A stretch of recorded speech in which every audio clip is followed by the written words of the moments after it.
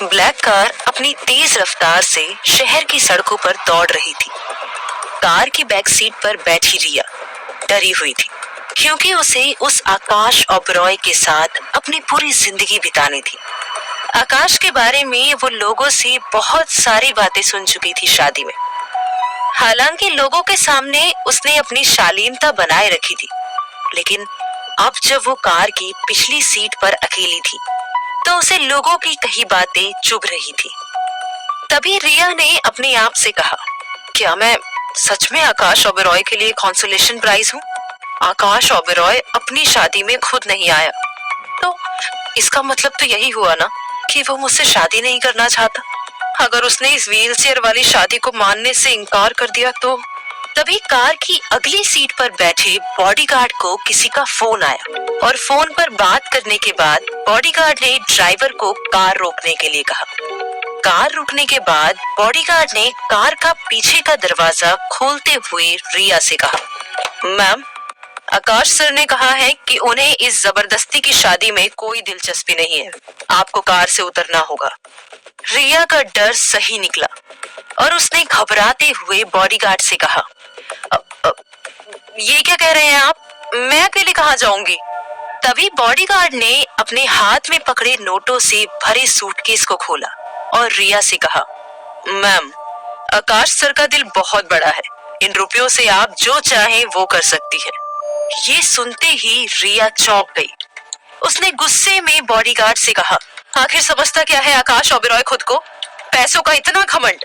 मैं भी इतनी कमजोर नहीं हूँ कि मुझे अपनी जिंदगी जीने के लिए भीख में मिले पैसों का सहारा लेना पड़े। रिया गुस्से में कार से नीचे उतरी और उसने कार का दरवाजा जोर से पटकते हुए कहा, नहीं चाहिए मुझे उसके पैसे, चले जाओ यहाँ से। रिया का गुस्सा देखकर बॉडीगार्ड समझ गया कि रिया पैसों की भूखी नहीं है। बॉडीगार्ड वापस कार में बैठ गया और कार तेजी से निकल पड़ी। सुनसान सड़क पर दुल्हन का लिबास पहने रिया एकदम अकेली थी। दुनिया में शायद ही कोई ऐसी दुल्हन होगी जो विदाई के बाद इस तरह अकेले छोड़ दी गई हो। रिया के पांव सड़क पर जम चुके थे। उसे समझ ही नहीं आ रहा था कि वो क्या करे और कहाँ जाए। घबराहट के मारे रिया का दिल बहुत तेजी से धड़कने लगा। रिया ने मन ही मन कहा, मैंने गुस्से में कह तो दिया कि मुझे सहारे की जरूरत नहीं है, लेकिन मेरे पास तो रहने का ठिकाना तक नहीं। कहाँ जाऊंगी मैं? आखिर किससे मदद मांगू मैं? रिया की आंखों से आंसू बहने लगे थे। रिया भगवान से शिकायत करना चाहती थी कि आखिर क्यों आज तक उसके साथ सिर्फ धोखा ही हुआ है। आखिर क्यों लोग उसका साथ छोड़ देते हैं। लेकिन बारिश को ये भी मंजूर नहीं था। जैसे ही रिया ने आसमान की तरफ देखा तो बारिश होने लगी। रिया के आंसुओं ने भी उसे धोखा दे दिया और उसके आंसू बारिश की भेंट चढ़ गए। तभी रिया के चेहरे पर दूर से आती हुई गाड़ी की हेडलाइट पड़ी और जब गाड़ी पास आई तो रिया ने गाड़ी की तरफ देखा। गाड़ी से कलरफुल सूट सलवार पहने 24 साल की लड़की गिन्नी नीचे उतरी। गिन्नी ने रिया की तरफ देखकर चौंकते हुए कहा, रिया, तू यहाँ? तुझे तो इस वक्त ओबरॉय के घर। इससे पहले कि गिन्नी आगे कुछ कह पाती, रिया ने गिन्नी को गले लगा लिया और उसने सब कह दिया। गिन्नी समझ गई कि रिया के साथ गलत हुआ है। गिन्नी ने रिया का हाथ पकड़कर उसे कार के अंदर ले जाते हुए गुस्से से कहा, इस ओबरॉय की तो पैसे वाला होगा तो होगा अपनी जगह, अपना भी बहुत बड़े बड़े लोगों के साथ उठना बैठना रहा है, तो चल मेरे साथ। दोनों शारदा हाउसिंग सोसाइटी पहुंच गए। इस पुरानी बिल्डिंग के वॉचमैन ने जैसे ही गेट खोला, एक कार सोसाइटी के अंदर आ गई। कार से गिन्नी और रिया नीचे उतरे। गिन्नी रिया को बिल्डिंग में 5वें फ्लोर के एक अपार्टमेंट में लेकर आ गई। बिल्डिंग में लोग रिया को घूर रहे थे। शायद लोग पहली बार इस तरह दूल्हे के बिना दुल्हन को देख रहे थे। गिन्नी ने अपार्टमेंट का दरवाजा खोलते हुए रिया से कहा, ऐसा दूल्हा होने से तो अच्छा है ना कि दूल्हा ही ना हो लाइफ में। खैर कोई बात नहीं। रिया, ये मेरे अंकल का अपार्टमेंट है और अंकल दुबई रहते हैं, तो जब तक चाहे यहाँ पर रह सकती है। रिया अभी भी ठीक से सदमे से उभरी नहीं थी। उसने भरी हुई आंखों के साथ गिन्नी से कहा, थैंक यू गिन्नी, आज अगर तू नहीं आती तो ना जाने कहाँ जाती मैं। इतना कहकर गिन्नी ने दरवाजा बंद कर दिया। रिया को सोफे पर बिठाते हुए उसने कहा, तुझे कितनी बार बोला है दोस्ती में नो सॉरी और नो थैंक यू। चल अब थोड़ा मुस्कुरा भी दे। वैसे भी रिया कपूर के चेहरे पर मायूसी बिल्कुल अच्छी नहीं लगती। ये सुनकर रिया मुस्कुरा दी। रिया को देखकर गिन्नी भी मुस्कुरा पड़ी। फिर गिन्नी ने कहा, आखिर इतना पत्थर दिल कैसे हो सकता है कोई शख्स? जरा मैं भी तो देखूं कि कौन है ये आकाश ओबेरॉय जो इतना बदनाम है। रिया ने अपना फोन निकालकर गिन्नी को आकाश ओबेरॉय की फोटो दिखाई। रिया को फोन वापस देकर गिन्नी ने कहा, फोटो में ही इसका खड़ूसपना साफ नजर आ रहा है। मैं तो कहती हूँ ना कि इसको एहसास दिलाना चाहिए कि किसी लड़की के इमोशन से खेलना क्या होता है। अब देख, मैं एक गुंडे को जानती हूँ जो कभी मेरा बॉयफ्रेंड हुआ करता था। तू कहे तो बात करूं मैं उससे? रिया एक पल के लिए चौंक गई और फिर उसने गिन्नी से कहा, नहीं, बिल्कुल भी नहीं। तू तो जानती ही है कि मैंने मम्मी पापा का एहसान चुकाने के लिए ही ये शादी की है और मैं नहीं चाहती कि मेरी वजह से उन पर कोई बात आए। गिन्नी ने एक पल के लिए रिया की तरफ देखा और कहा, चल ठीक है, जैसी तेरी मर्जी। अब मुझे घर निकलना होगा, तू आराम कर, हाँ, कल मिलते हैं। गिन्नी खड़ी हो गई और उसने रिया से गले मिलकर विदा ली। रिया ने दरवाजा बंद किया और हॉल में अच्छी सी नजर घुमाई। हॉल में एक मामूली सा सोफा पड़ा हुआ था और रैक में प्लास्टिक के कुछ पुराने डेकोरेटिव। उन्हीं डेकोरेटिव के बीच रिया ने अपने हैंडबैग से अपना आर्टिफिशियल गुड लक कछुआ निकाल कर रख दिया। रिया अपना गुड लक अपने साथ लेकर चलती थी, लेकिन आज उसके साथ कुछ भी गुड नहीं हुआ था।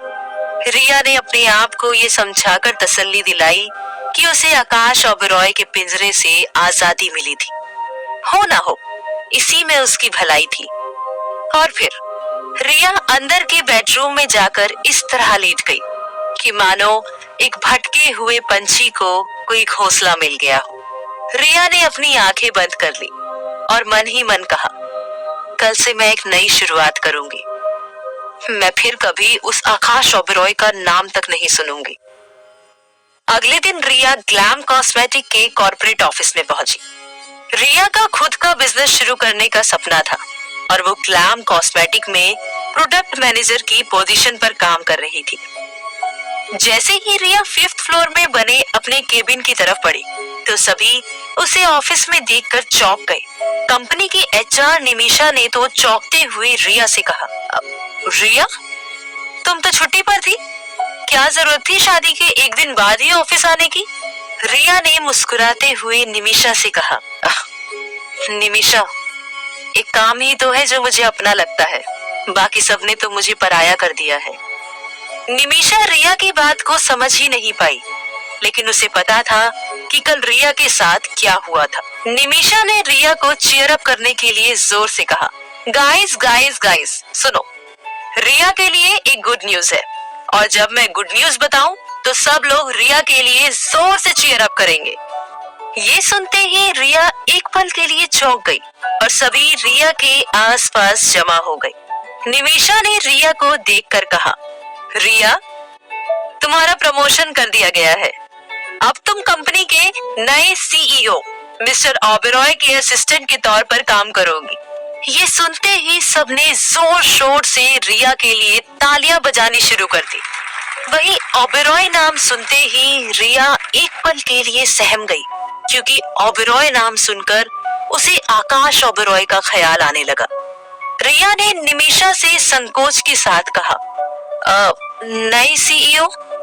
निमिषा ने तुरंत जवाब देते हुए कहा, हाँ रिया, नई CEO मिस्टर ओबेरॉय को एक काबिल असिस्टेंट की जरूरत थी, इसलिए कंपनी मैनेजमेंट ने तुम्हें इस रोल के लिए चुना है। तुम 10th फ्लोर पर जाकर मिस्टर ओबेरॉय से मिल लो। बिल्डिंग में एक लिफ्ट ऑनर के लिए रिजर्व थी और दूसरी लिफ्ट एम्प्लॉय के लिए, जो सिर्फ 9वें फ्लोर तक ही जाती थी, क्योंकि 10वें फ्लोर पर ओबेरॉय का ऑफिस था। 9th फ्लोर पर आकर रिया लिफ्ट से बाहर आ गई और सीढ़ियों से 10वें फ्लोर की तरफ बढ़ने लगी। रिया का दिल घबराहट के मारे धड़क रहा था। ऊपर जाकर रिया का डर सही साबित हुआ जब उसे सीढ़ी के पास वाली ही दीवार पर आकाश ओबरॉय की व्हील चेयर पर बैठी बहुत सारी फोटो दिखी। फोटो देखते ही रिया के पैर मानो जम गए। वो मायूसी से सीढ़ियों पर ही बैठ गई। रिया ने भगवान को कोसते हुए मन ही मन कहा, आपने सब कुछ तो छीन ही लिया था मुझसे। एक काम ही था जो मेरा अपना था, अब आपने वो भी छीन लिया मुझसे। इतना कहकर रिया ने आकाश ओबरॉय का सामना करने की हिम्मत जुटाई और फिर धीमे धीमे कदमों से सीढ़ियां चढ़ने लगी।